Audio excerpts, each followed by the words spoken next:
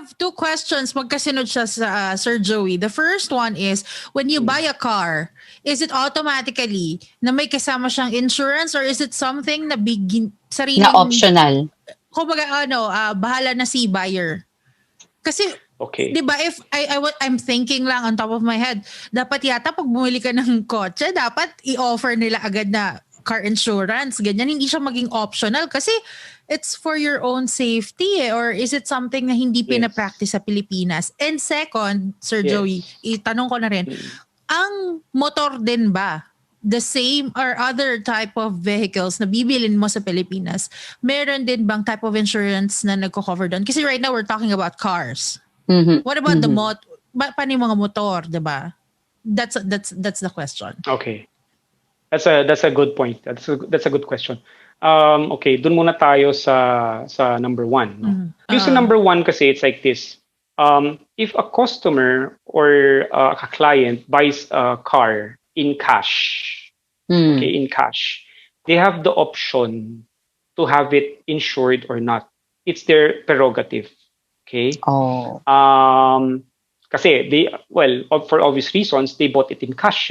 Okay?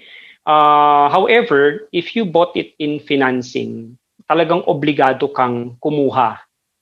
Ang nagdidikta niyan, kung hindi si bangko, si dealer. Why? Because, of course, when you finance a car, wala pa naman yan sa ownership under your name. Hindi pa naman sa'yo yan. Nag-loan ka, nag-car loan ka sa isang bangko, so under yan sa pangalan ng bangko. So si bangko ang merong karapatan magdikta or sabihin dun sa buyer or sa nag-loan na kailangan pa-insure mo yung sasakyan mo bago mo ilabas ng kasayan. Para, of course, para sa benefit also of the bank. No? Kasi, of course, they need to protect their own interest. No? So the moment na ilalabas yung sasakyan, kailangan naka-insure na yan. That is why we have what we call the in-house insurance company sa mga dealer. Meron silang kumbaga pwesto sa showroom, iba-ibang mga insurance company yan na accredited ng dealer, wherein pwede ka makipag-transact sa kanila patungkol doon sa pagkuha ng car insurance from them. No? Pero when you buy it in cash, optional yun sa client, whether they wanted to have it insured or not.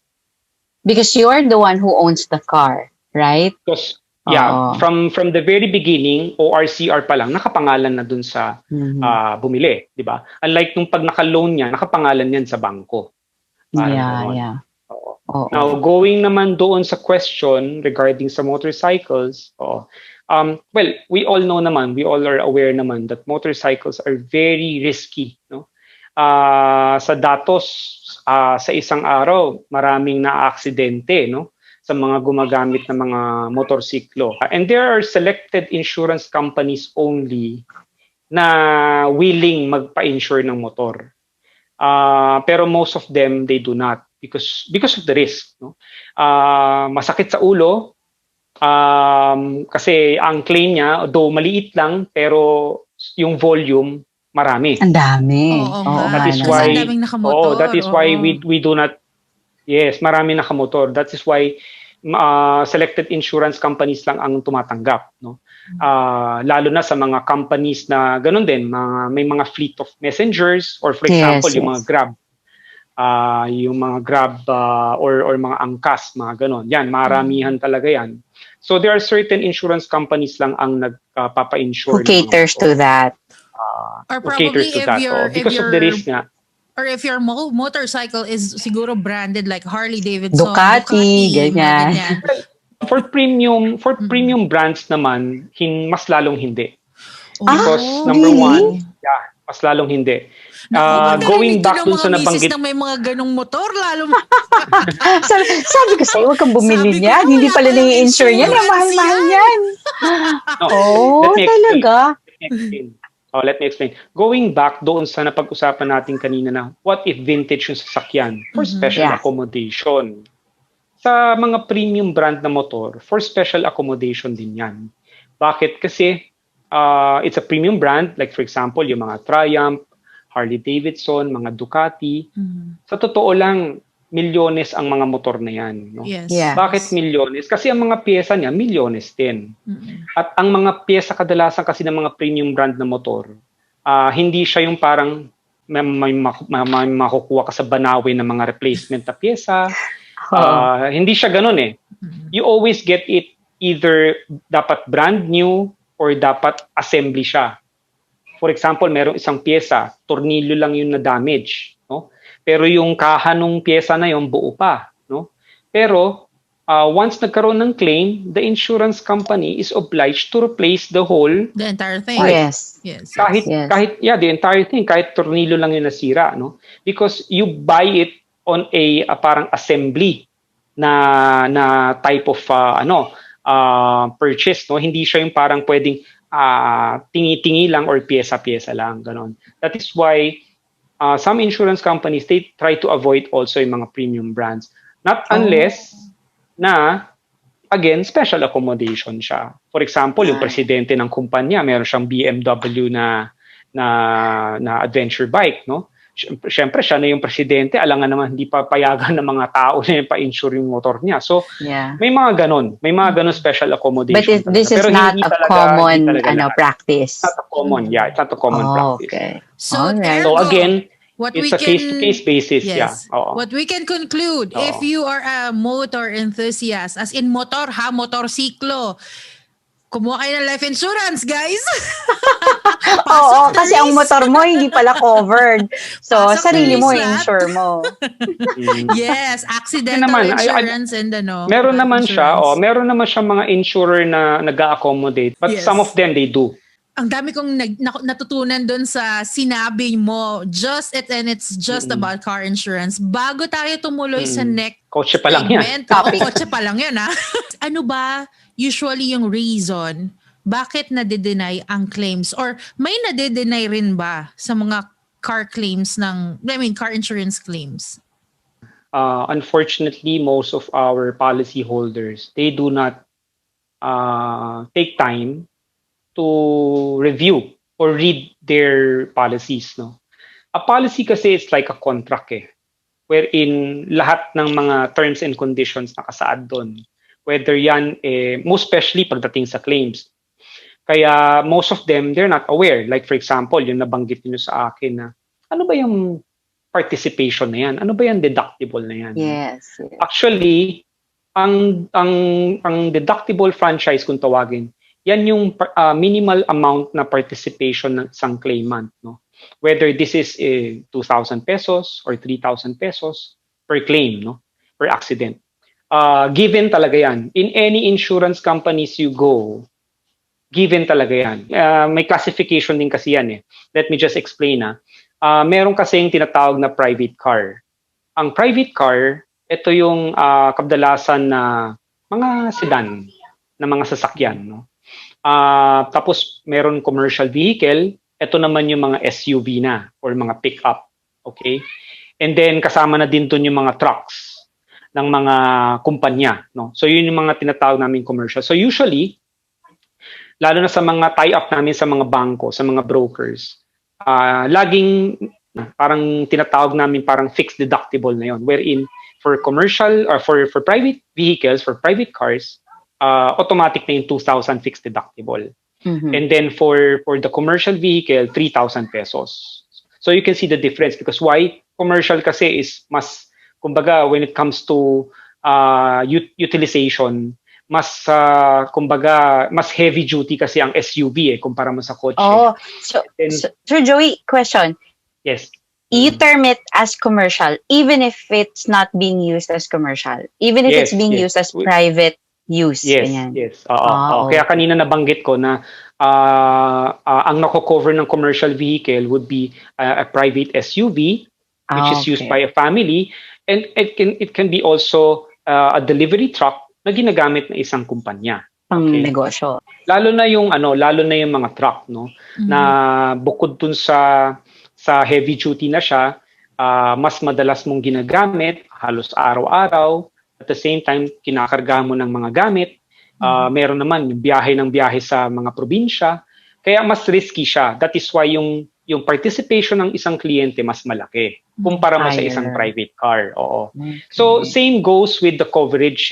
Kung mapapansin niyo, ang amount ng SUV compare mo sa private car, malaki din ang difference, no? Nowadays, for SUV, makakabili ka ng as expensive as 2 million, meron di ba? Unlike ng kotse makakabili ka ng less than a million, meron. No?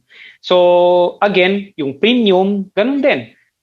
Kung lahat talaga nagva-vary siya sa amount ng sasakyan. So, yung premium mo, habang lumalaki, yung premium mo, tumataas din. So, doon nagpa-follow talaga, nagva-vary. No? What about yung mga pang-race cars? Mga top of the line talaga na like race mga cars. Sports cars? Sports cars. Oo. Kasi you mentioned private and what's the other one? Commercial. Yes. Oo. Will it fall under private? Yung mga sports cars naman, they fall under private.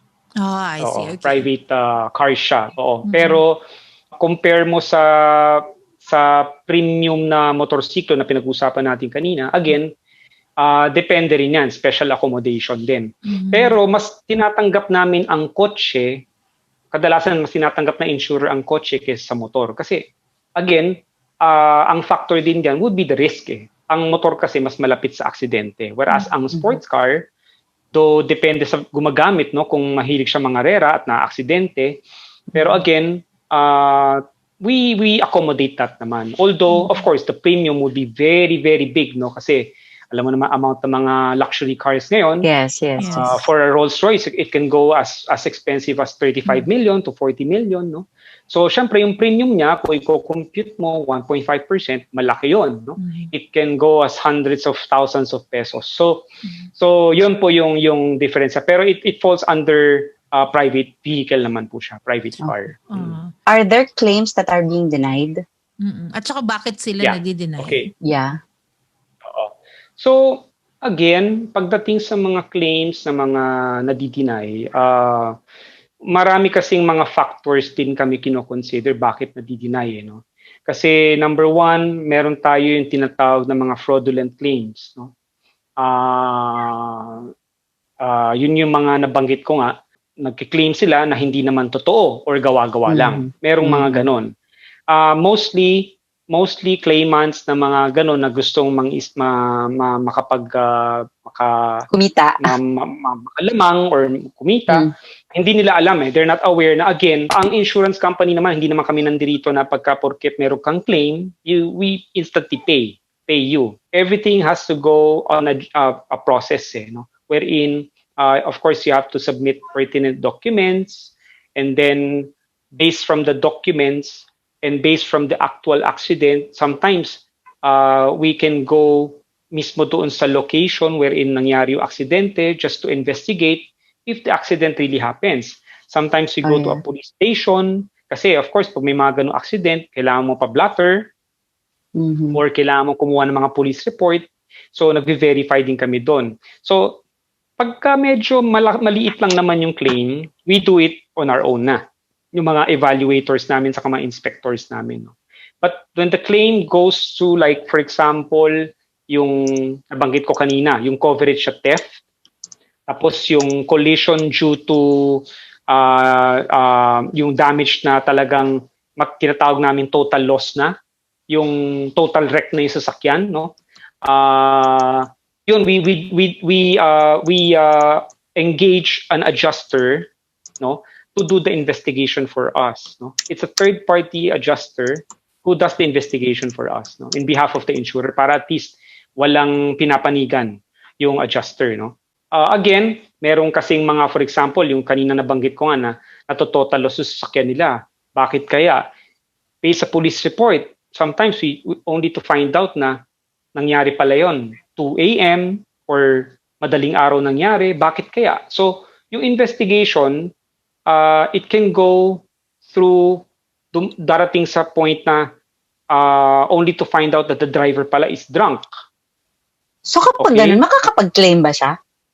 Parang hindi yata buo. Meron na kasi tayo ngayong meron na kasi tayo ngayon yung drunk driving or yung sa states tinatawag na DUI, no? Yes. Wherein we base it again sa police report, we base it sa medical certificate, no?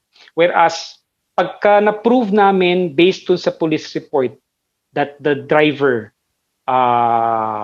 is drunk, we base it doon sa alcohol test, kung tawagin.